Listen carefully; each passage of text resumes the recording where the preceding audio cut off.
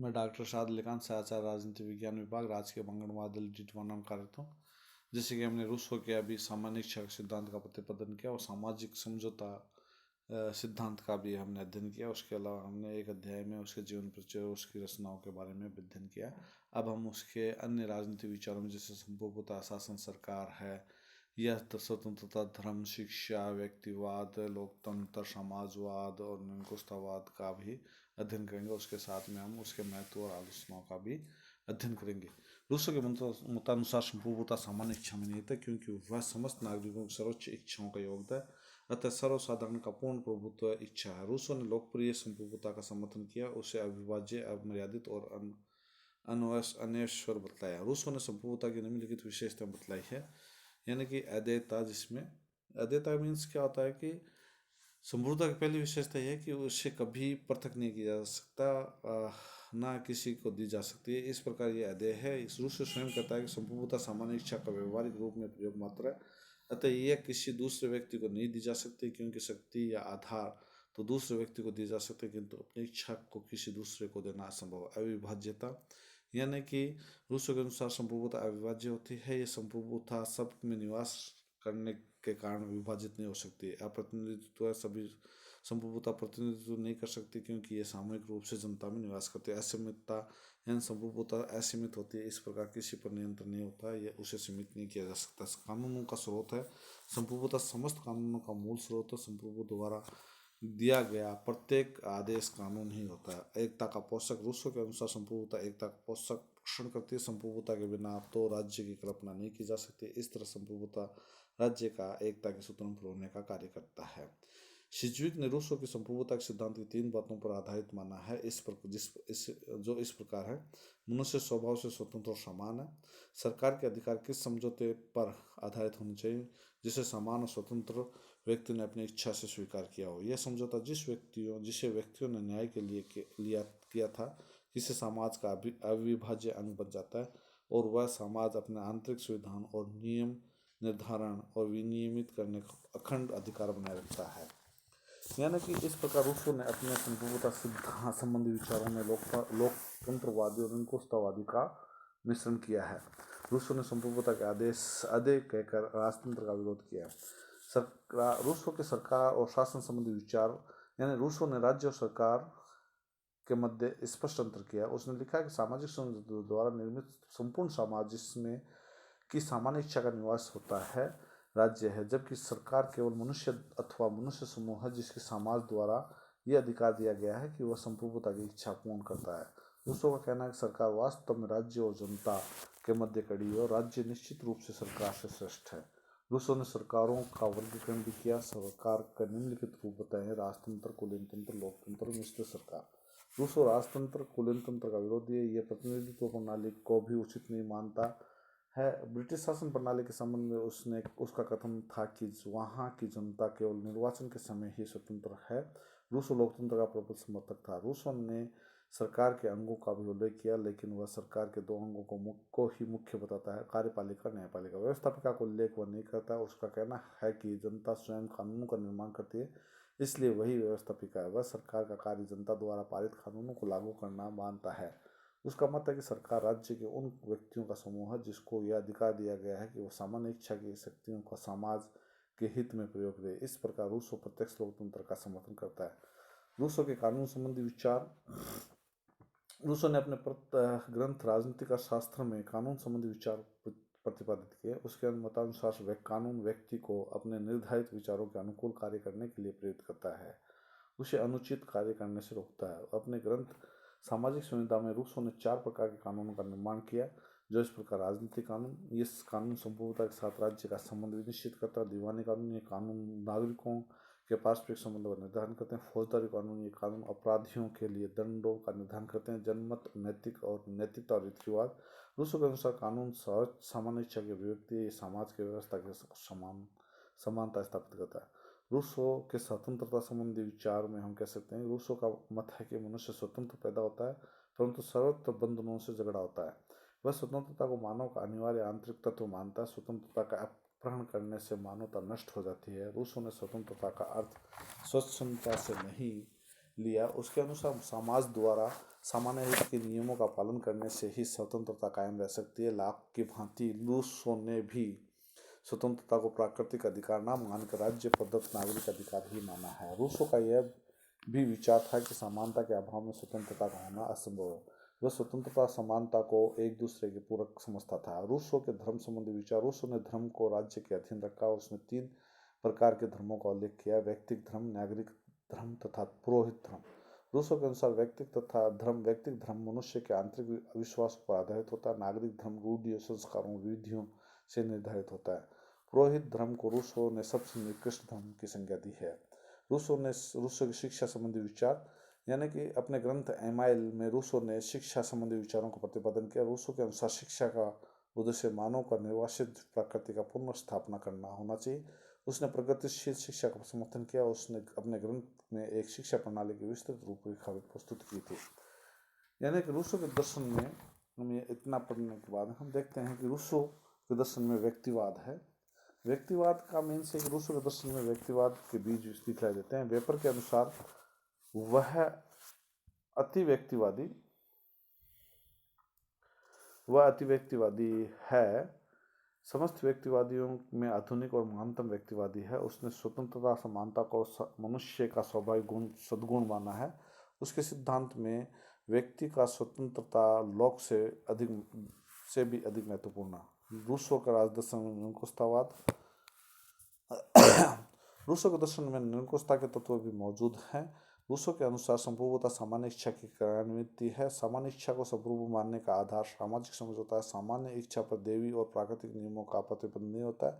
यही कानून का निर्माण करती है, धर्म का निरूपण करती है, नैतिकता सामाजिक जीवन को संचालित करती है। इसकी कोई अवहेलना नहीं कर सकता। जो इसकी अवज्ञा करता है उससे इसका पालन करने के लिए बाध्य किया जा सकता है। रूसो की सामान्य इच्छा उन सभी लक्षणों सर्वोच्च अखंडता, निरंकुशता आदि से पूर्ण है जो निरंकुशता के आधार समझे जाते हैं। इसी आधार पर डाइड ने लिखा है कि रूसो सामान्य इच्छा की आड़ में बहुमत की निरंकुशता का प्रतिपादन तथा समर्थन करता है। रूसो के सामाजिक समझौते में निरंकुशतावाद का एक प्रमुख तत्व यह है कि समझौते में व्यक्ति अपनी समस्त शक्तियों का समर्पण कर देता है और समझौते के परिणाम स्वरूप उत्पन्न सामान्य इच्छा पूर्ण तथा निरंकुश है। रूसो के समझौता सिद्धांत के आधार पर जिस राजनीतिक समाज की रचना होती है वह पृथक व्यक्तियों का समूह मात्र है जिसका उद्देश्य उन व्यक्तियों के हितों का साधन करना मात्र है। तथापि समाज एक सावयव है और व्यक्ति उसके अभिन्न अंग है। सामान्य इच्छा इस सावयव को विशिष्ट व्यक्तित्व प्रदान करती है तथा समाज रूपी इस सावयव को अपने अंगों व्यक्तियों पर निरंकुश सत्ता प्राप्त है। रूसो की धारणा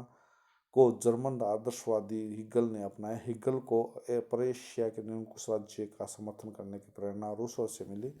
रसेल के अनुसार रोबेस्पियर का आतंक राज्य और बोल्शेविक रूसो और नाजी जर्मनी के अधिनायकवाद भी रूसो की शिक्षाओं का परिणाम है। रूसो के लोकतंत्र का अग्रदूत। रूसो को लोकतंत्र का पुजारी कहा जाता है। उसने जनता के प्रभुसत्ता के विचार को फ्रांस राज्य क्रांति के माध्यम से आधुनिक काल का सबसे प्रभावशाली विचार बनाया।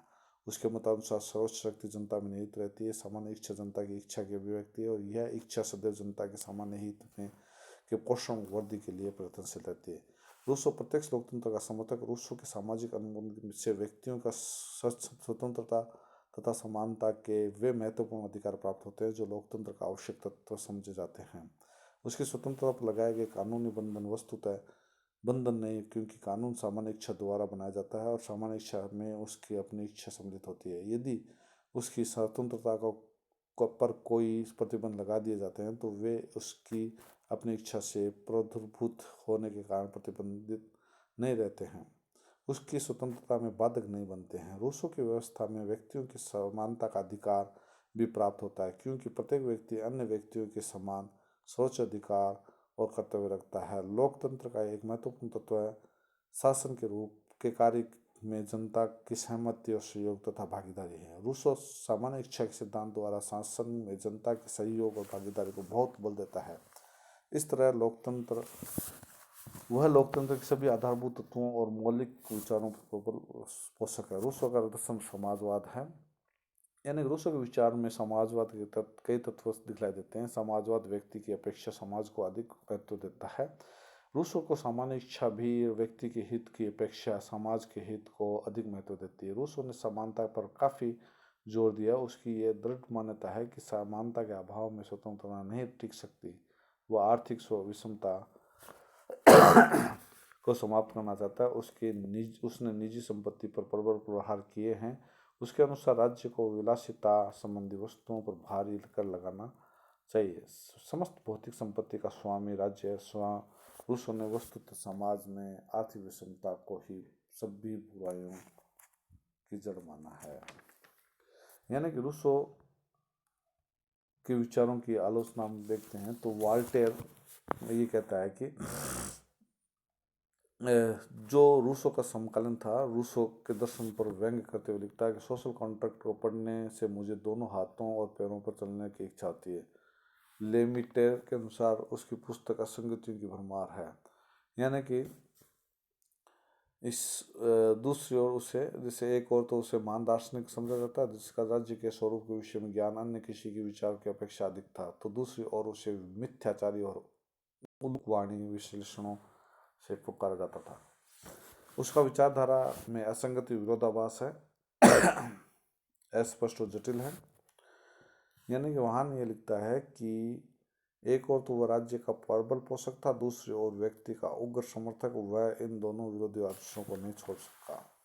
मॉर्लिन ने लिखा है कि यद्यपि रूसो एक महान विचारक कहा जाता है, किंतु वह नहीं जानता कि विचार किस प्रकार किया जाता है। न्यूनकोस्ता का समर्थक, यानी कि इसमें हम ये देख सकते हैं कि ये न्यूनकोस्ता का समर्थक था। मानव स्वभाव संबंधी आदर्शात्मक विचार थे। बुद्धिवाद और प्रगति का विरोधी था। मानव स्वभाव के आदर्शात्मक विचार यानी व्यक्ति की स्वतंत्रता, हनन और स्वतंत्र शासन के संबंध में धारणा त्रुटिपूर्ण थी। कानून विषयक विचार एकांकिक था। राज्य और समाज में भेद न करना, सामाजिक समझौते और सामान्य इच्छा में कोई संगति नहीं, व्यवहारिक राजनीति और अन्य प्रभावों की अपेक्षा न्यूनकोस्ता का समर्थक था।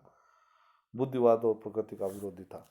फिर भी इसकी जो रूसो का महत्व है, यानी कि इस संबंध में पहले वॉल्टेयर ने लिखा है कि रूसो में और दार्शनिक में उतना ही साम्य है जितना कि बंदर और आदमी में। फिर भी रूसो का जो महत्व और योगदान है, और उसमें यह है कि डनिंग लिखता है कि रूसो का दर्शन निश्चय मूलक की अपेक्षा व्यंजनात्मक अधिक है, परंतु रूसो की कल्पनाओं व मिथ्या उक्तियों ने जनता को जितना अधिक प्रभावित किया उतना मॉन्टेस्क्यू संतुलित तर्कना और गंभीर प्रश्न तक ने नहीं। G.D.H. कॉल ने लिखा है कि रूसो का राजदर्शन का पिता कहा जाता है। उसके अनुसार सोशल कॉन्ट्रैक्ट राजदर्शन की दृष्टि से महानतम ग्रंथ है। सामान्य इच्छा का सिद्धांत दिया इसने। यानी डर्निंग कहता है कि इन विचारों के द्वारा रूसो ने राष्ट्र राज्य संबंधी विचारों को बल मिला। लोकप्रिय प्रभुसत्ता की धारणा मिली इसमें। राष्ट्रवाद का उद्घोषक बना ये। बार्कर लिखता है कि व्यक्तिवाद का प्राण है जैसे, और जर्मन और ब्रिटिश आदर्शवाद का तो ये अग्रदूत है। फ्रांस की राज्य क्रांति का सारा भी रूसो के क्रांतिकारी विचारों की है। फ्रेंच क्रांतिकारी के बारे में बर्क ने लिखा है कि रूसो ही उनकी बाइबल है, उसे ही वे पढ़ते हैं, मनन करते हैं। अमेरिकन तथा अन्य संविधान में आरंभ के शब्द में हम लोग रूसो की आवाज़ है। कॉल ने ठीक लिखा है कि रूसो की रचना सोशल कॉन्ट्रैक्ट राजशास्त्र की एक सर्वोत्तम पाठ्यपुस्तक है। लैंसन इस कथन में कोई अतिशयोक्ति नहीं है कि आधुनिक युग को लाने वाले समस्त मार्गों पर हम उसे खड़ा पाते हैं। रूसो का उद्देश्य सत्ता और स्वतंत्रता का तालमेल स्थापित करना था। व्यवहारिकता में वह सत्ता की गोद में स्वतंत्रता को बिलखलाता छोड़ गया। रूसो के बाद आने वाले तानाशाहों ने रूसो का दुरुपयोग किया, और जिन्होंने जनता के हित की दुहाइयां देते हुए अनुशासन, शांति व्यवस्था आदि के नाम पर अपनी इच्छा को सामान्य इच्छा बताते हुए नागरिकों के अधिकारों को समेटकर अपनी शक्ति की भूख मिटाई। इसी प्रकार आज हम इतना अध्ययन करेंगे। धन्यवाद।